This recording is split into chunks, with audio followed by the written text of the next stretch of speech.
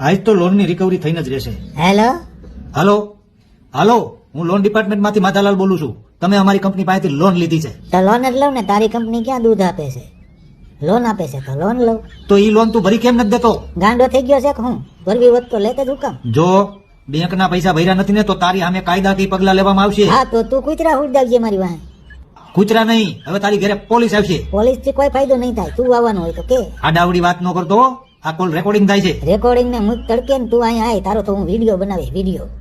અરે ઇમોશનલી વાત કરો, ઇમોશનલી. હા હા સાહેબ. જો સાહેબ તમે બેંકના 6 લાખ નહીં ભરો ને તો એમાં કઈ તમારી જિંદગી વહી નથી જવાની. વહી જાય નહીં જાય તો પછી હું હજી બીજી 2 કંપની પાસે પાછી લોન લઈ લઈ. અરે ગધેડા, તું તારા છોકરાઓને લોન ઉપર જ મોટા કરે છે કે શું છે? મેં આજ સુધી મારા છોકરાઓને લોન માંથી 1 રૂપિયો નથી દીધો. છોકરા નોકરી કરતા લાગે છે. અરે ગાંડા, ઈ તો એની અલગ લોન લે છે. અરે આની પાસેથી યમરાજ જીવે માંડ માંડ લઈ જાય છે. એની પાસે તમે પૈસા વસૂલ કરશો. આજ તો લોનની રિકવરી